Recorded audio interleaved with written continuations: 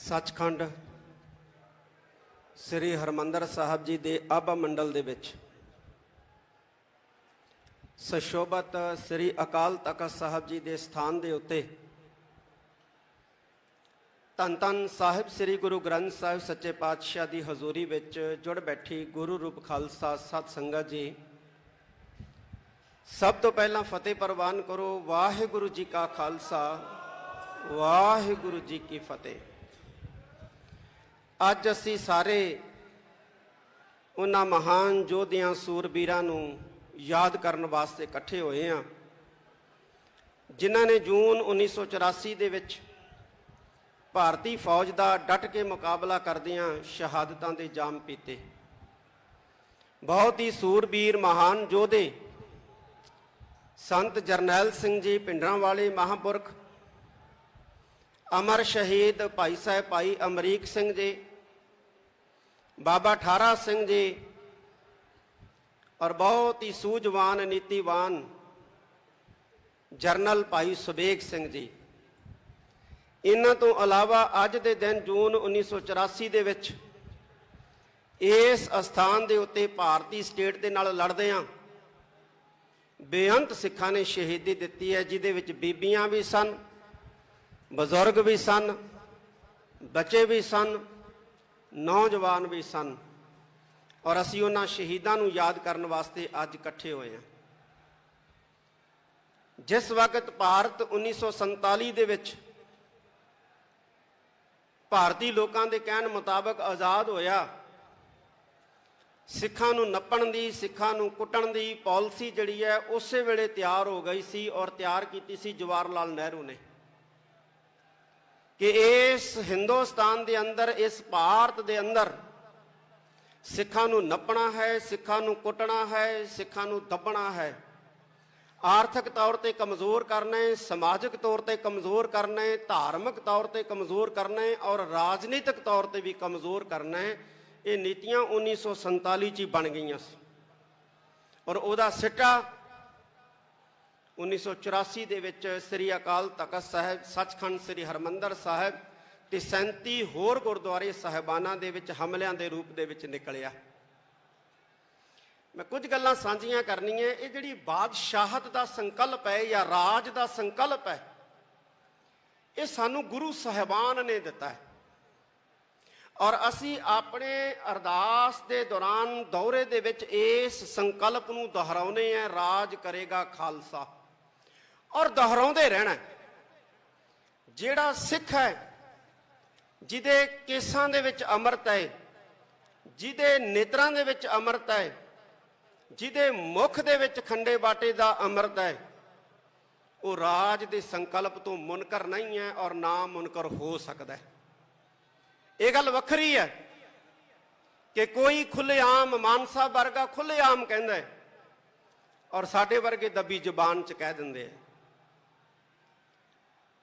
असीं पढ़दे हां कि राज करेगा खालसा।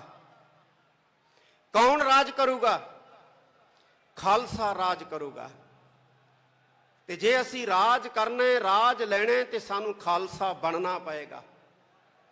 अज साडे सामने बहुत सारियां चुनौतियां जिहड़ियां ने वो खड़ियां ने, जिहड़ियां सानू कमज़ोर कर रहीआं ने, धार्मिक तौर दे उत्ते, समाजिक तौर दे उत्ते और आर्थिक तौर दे उत्ते।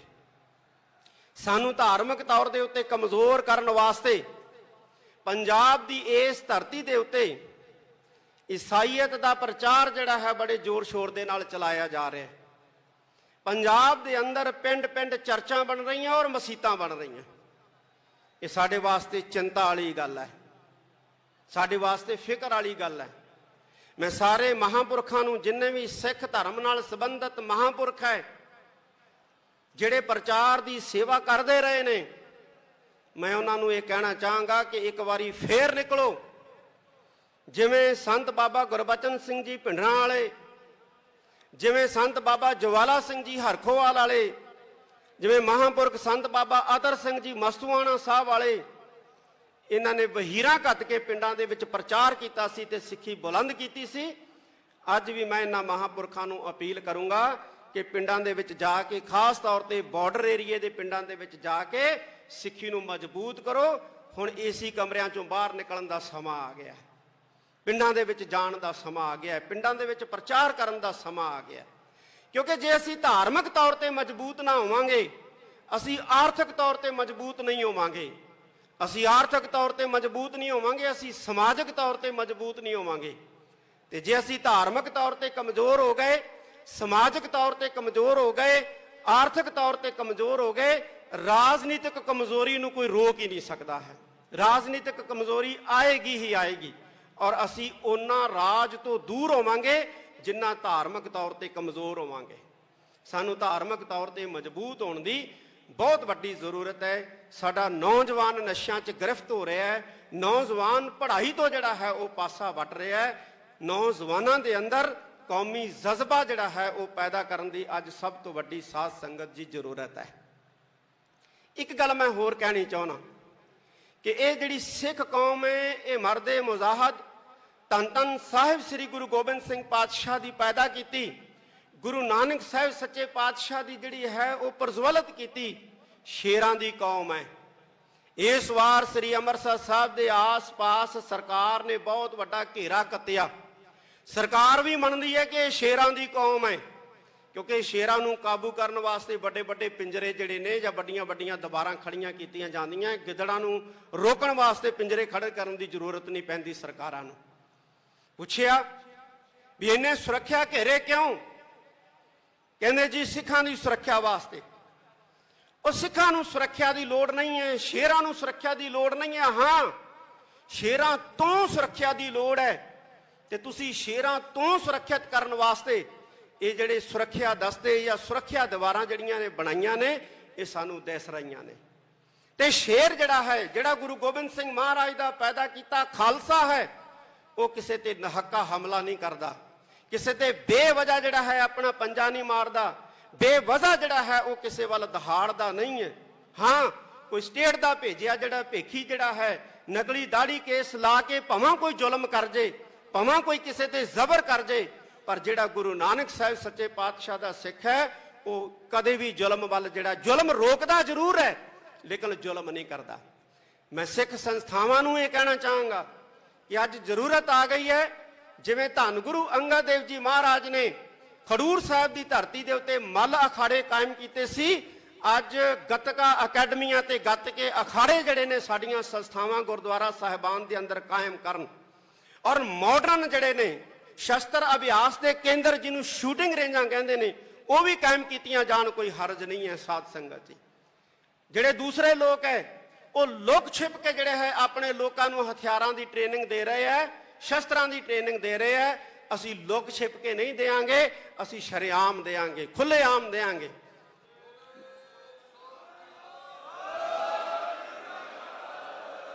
ਅੱਜ ਵਕਤ ਆ ਗਿਆ ਅਸੀਂ ਇਕੱਠੇ ਹੋਈਏ, ਅਸੀਂ ਆਪਣੇ ਨੌਜਵਾਨਾਂ ਨੂੰ ਨਸ਼ਿਆਂ ਤੋਂ ਬਚਾ ਕੇ ਸ਼ਸਤਰ ਅਭਿਆਸ ਵਾਲੇ ਪਾਸੇ ਲਾਈਏ, ਬਾਣੀ ਦੇ ਅਧਿਐਨ ਵਾਲੇ ਪਾਸੇ ਲਾਈਏ, ਔਰ ਵਿਦਿਆ ਦੇ ਲਈ ਉਹਨਾਂ ਨੂੰ ਇੰਨਾ ਪ੍ਰਬੀਨ ਕਰ ਦਈਏ ਕਿ ਸਾਡੇ ਸਿੱਖ ਨੌਜਵਾਨ ਜਿਹੜੇ ਮੁਲਕ ਦੇ ਵਿੱਚ ਵੀ ਜਾਣ, ਯਹੂਦੀਆਂ ਵਾਂਗੂ ਉਹਨਾਂ ਦੀ ਇਕਨੋਮੀ ਨੂੰ ਜਿਹੜਾ ਹੈ ਉਹ ਕਾਬੂ ਕਰ ਲੈਣ। ਜਦੋਂ ਸਾਡੇ ਨੌਜਵਾਨ ਇਸ ਕਾਬਲ ਬਣ ਗਏ ਕਿ ਦੁਨੀਆ ਦੇ ਮੁਲਕਾਂ ਦੇ ਵਿੱਚ ਜਾ ਕੇ ਉਹਨਾਂ ਦੀਆਂ ਇਕਨੋਮੀਆਂ ਦੱਬ ਲਈਆਂ, ਤੇ ਸਾਡਾ ਰਾਜ ਜਿਹੜਾ ਹੈ ਦੁਨੀਆ ਦੀ ਕੋਈ ਤਾਕਤ ਜਿਹੜੀ ਹੈ ਉਹ ਰੋਕ ਨਹੀਂ ਸਕੂਗੀ।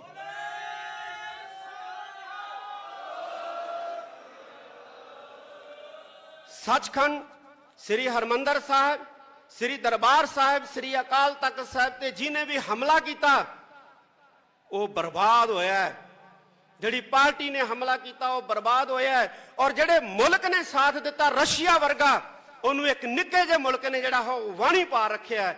ਔਰ ਜਿੰਨਾ ਚਿਰ ਪੰਥ ਦੀ ਸ਼ਰਨ ਦੇ ਵਿੱਚ ਆ ਕੇ ਸੀਸ ਨਹੀਂ ਝੁਕਾਉਂਦੇ ਰਸ਼ੀਆ ਵਰਗੇ, ਇਹਨਾਂ ਨੂੰ ਟੁੱਟਣੋਂ ਕੋਈ ਨਹੀਂ ਬਚਾ ਸਕਦਾ, ਇਹਨਾਂ ਨੂੰ ਡੁੱਬਣੋਂ ਕੋਈ ਨਹੀਂ ਬਚਾ ਸਕਦਾ, ਔਰ ਇਹਨਾਂ ਨੂੰ ਮਰਨੋਂ ਕੋਈ ਨਹੀਂ ਬਚਾ ਸਕਦਾ ਹੈ।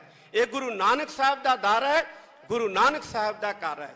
ਅੰਤ ਦੇ ਵਿੱਚ ਮੈਂ ਸਾਰੀਆਂ ਸਤਿਕਾਰਤ ਪੋਲੀਟੀਕਲ ਪਾਰਟੀਆਂ ਦੇ, ਖਾਸ ਤੌਰ ਤੇ ਸਿੱਖ ਪਾਰਟੀਆਂ ਦੇ ਆਗੂ ਬੈਠੇ ਨੇ, ਉਹਨਾਂ ਦਾ ਧੰਨਵਾਦ ਕਰਦਾ ਹਾਂ। ਆਪ ਸਾਰੀ ਸੰਗਤ ਦਾ ਧੰਨਵਾਦ, ਸਿੱਖ ਜਥੇਬੰਦੀਆਂ, ਸੰਪਰਦਾਵਾਂ ਦਾ, ਸੰਸਥਾਵਾਂ ਦਾ ਧੰਨਵਾਦ। ਅਸੀਂ ਇਕੱਠੇ ਹੋ ਕੇ ਚੱਲੀਏ। ਪੈਂਡਾ ਬੜਾ ਵਿਖੜਾ ਹੈ ਸਾਧ ਸੰਗਤ ਜੀ।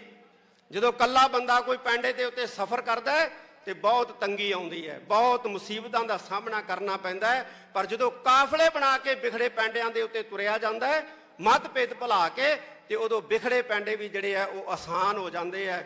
ਅਸੀਂ ਬੁਲੰਦੀਆਂ ਛੂਵਾਂਗੇ, ਗੁਰੂ ਦੇ ਬਣ ਜਾਈਏ। ਗੁਰੂ ਸਾਡੇ ਨਾਲ ਹੈ, ਗੁਰੂ ਦੀ ਅਸੀਸ ਸਾਡੇ ਨਾਲ ਹੈ। ਸਾਰੀ ਸੰਗਤ ਦਾ ਬਹੁਤ ਬਹੁਤ ਧੰਨਵਾਦ। ਵਾਹਿਗੁਰੂ ਜੀ ਕਾ ਖਾਲਸਾ, ਵਾਹਿਗੁਰੂ ਜੀ ਕੀ ਫਤਿਹ।